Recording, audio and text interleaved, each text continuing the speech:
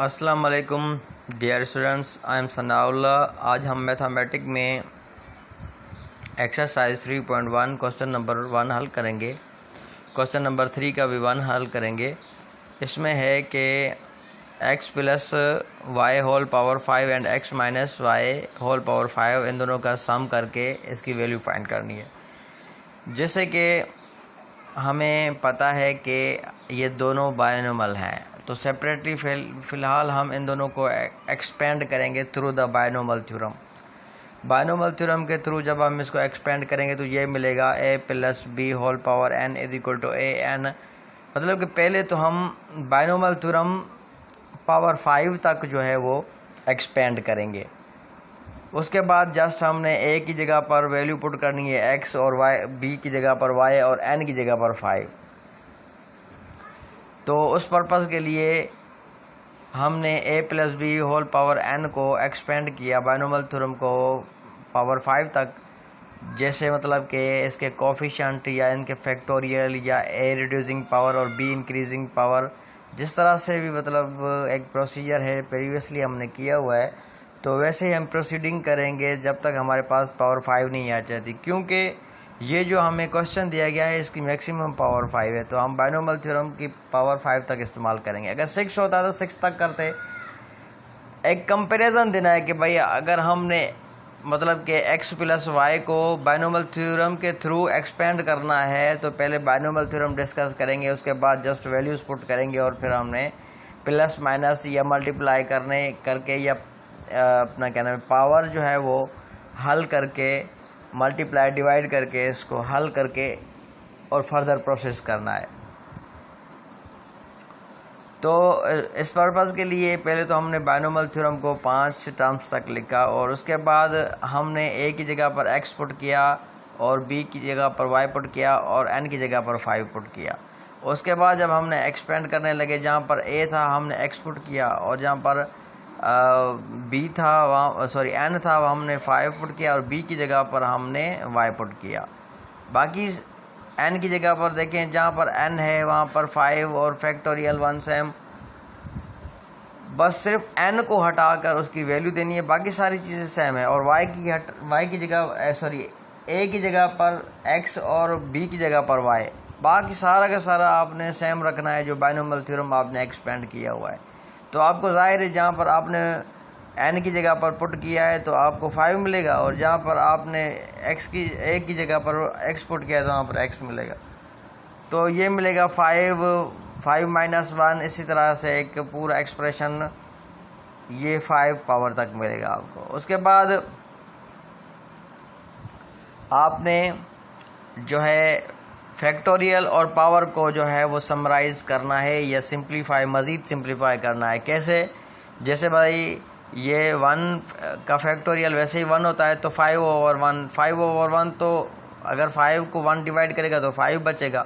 इसी तरीके से अब 5 माइनस 1 तो 4 बचेगा। y सेम रखें और इधर जो है 5 सेम रखें। 5 माइनस 1 ये भी 4 आ गया, ये जो है एक्सपोनेंट में 4 आ गया और ये आपका कोफिशिएंट में 4 आ गया। और 2 का फैक्टोरियल 2 × 1 होता है। इसी तरीके से ये x सेम रखेंगे, 5 माइनस 2 तो ये x क्यूब हो जाएगा, ये इधर y पावर x स्क्वायर हो गई।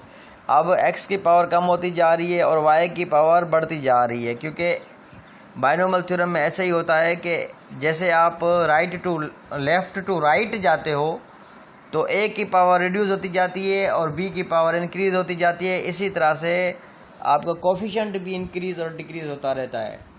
तो जैसे आपका ये मतलब कि एक्सपेंशन है वैसे ही आपने हल करना है। और उसके बाद अगले स्टेप पे आते हैं। प्लस 5 सेम रखेंगे, 5 माइनस 1 तो 4 बचा, 5 माइनस 2 तो 3 बचा। ये देखें, जैसे n की जगह पर 5 पुट किया हुआ है, n की जगह पर 5, n की जगह पर 5, एक्सपेंशन ऐसे समझ लें ये सारा सेम ही है बायनोमल वाला। लेकिन जैसे कि क्वेश्चन के मुताबिक जो वैल्यूज़ दी गई हैं उस हिसाब से हमने जो है ना n की जगह पर n पुट किया हुआ है, a की जगह पर x और b की जगह पर y, बाकी सारा एक्सप्रेशन ही लिखा हुआ है, ऐसा समझ लें। तो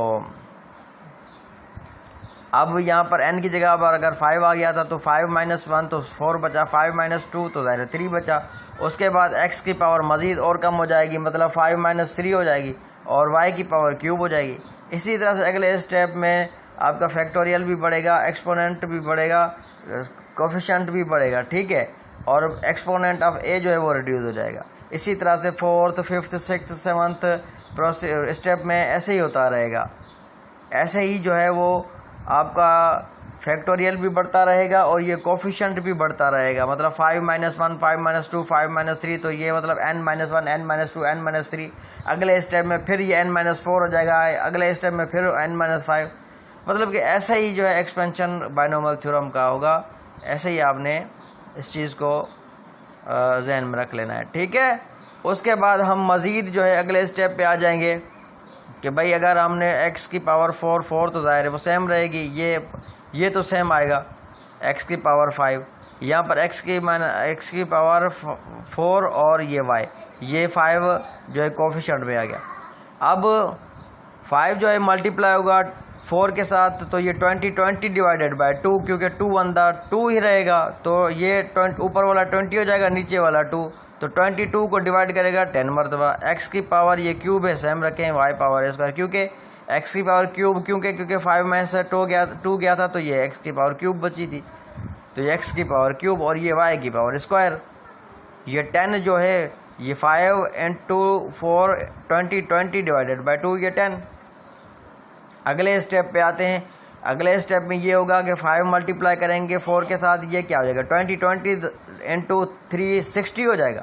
अब 60 डिवाइडेड बाय 6, क्योंकि 3 इंटू 2 6 इंटू 1 6, तो जो है वो 60 डिवाइडेड बाय 6, ये 60 क्यों हो जाएगा 5 into 4 30 into 3 60, 5 into 4 20 into 3 60 divided by 6, तो ये हो जाएगा आपका सेम 10 ही। और ये x की पावर मज़ीद कम हो गई, स्क्वायर हो गया, और y की पावर और बढ़ गई। हर स्टेप में x कम होता जा रहा है, y बढ़ता जा रहा है। इसी तरह से अगले स्टेप पे आएंगे तो ये ऊपर वाले आपस में मल्टीप्लाई होंगे और नीचे वाले आपस में मल्टीप्लाई होकर ऊपर वालों को डिवाइड कर देंगे, तो ये 5 बचेगा और x की पावर एक और कम हो गई, y की पावर और बढ़ गई। और इसी तरह से इस स्टेप पे आएंगे, ये भी ऐसे ही होगा 5 divided by 5 4 divided by 4 3 divided by 3 2 divided by 2 1 divided by 1, तो ये 1 ही बचा। और x की पावर यहाँ पर 0 है तो ये भी 1, ये 1 इंटू 1 मल्टीप्लाई होगा y पावर 5 के साथ, तो ये y पावर 5 ही बचेगा। ये हमारा सिंप्लीफाई हो गया, ये एक हमारा आंसर आ गया। मतलब जब हमने x plus y whole power 5 को जब हमने एक्सपेंड किया तो ये मिला x power 5 plus 5x power 4y plus 10x power cube y square plus 10x square y cube plus 5x y 4 power 4 plus y power 5, ये मिला। इसी तरह से अगर सिमिलरली हम x माइनस वाई पावर 4 को हल करेंगे, x माइनस वाई पावर 5 को हल करेंगे तो ये भी हमें एक्सप्रेशन मिलेगा बायनोमियल के through x power 5 minus x y minus 5x4 y plus ये लिखा हुआ है, ये आप सब पढ़ सकते हैं। अब मतलब जब हमने x plus y whole power 5 को एक्सपेंड किया तो ये एक्सप्रेशन मिला। अगर x माइनस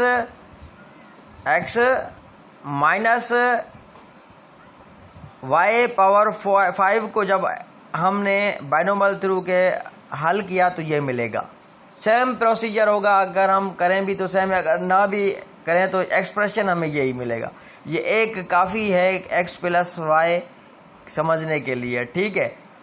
असल में हमें मकसद ये था कि हमने मालूम करना था x प्लस वाई पावर 5 और x माइनस वाई पावर 5 का सम करना था। तो इन दोनों के एक्सप्रेशन जो भी आए हैं ये दोनों ये आपस में जमा होंगे।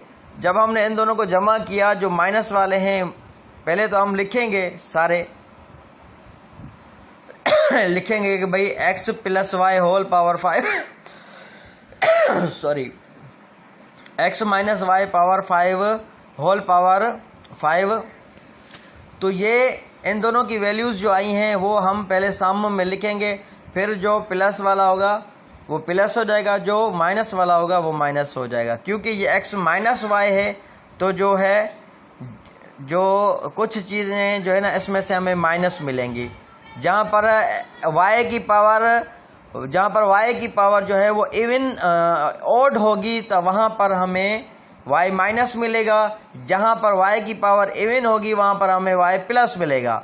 तो देखें ये -5 एक छोड़कर फिर माइनस, फिर एक छोड़कर फिर माइनस, क्योंकि जहाँ पर याद रखें अगर कोई ऐसा एक्सप्रेशन जिसमें मिसाल के तौर पर जैसे ये -y है तो बाइनोमियल थ्योरम में जहाँ पर वो y उसकी पावर इकाई होगी मतलब ओड होगी तो वो माइनस कंसीडर होगा। जहाँ पर उसकी पावर इवन होगी मतलब स्क्वायर होगी तो वो पॉजिटिव कंसीडर होगा। और अगर वो उसकी पावर ओड हो गई तो फिर उसका वो खुद माइनस कंसीडर होगा। अगर फिर उसकी पावर इवन हो गई तो वो प्लस कंसीडर होगा। अगर फिर उसकी जो पावर है माइनस में आ गई तो फिर वो अगर फिर उसकी पावर ओड में आ गई तो फिर उसकी जो वैल्यू है वो माइनस में। मतलब एक ये आप देख सकते हैं अगर वो पहले माइनस का हो तो अगर माइनस का नहीं होगा प्लस का होगा तो सारे के सारे प्लस ही रहेंगे। जिस तरह ये x प्लस वाई का एक्सप्रेशन आया है सारे प्लस के हैं ना, तो सारे प्लस के रहेंगे। अगर याद रखें कि अगर x माइनस वाई है तो फिर ये जहाँ पर y की पावर ओड होगी तो उसकी वैल्यू भी माइनस होगी। अगर उसकी पावर इवन होगी तो वो प्लस में कंसीडर होगा। ठीक है, उसके बाद हमने इनका सम मालूम करना था।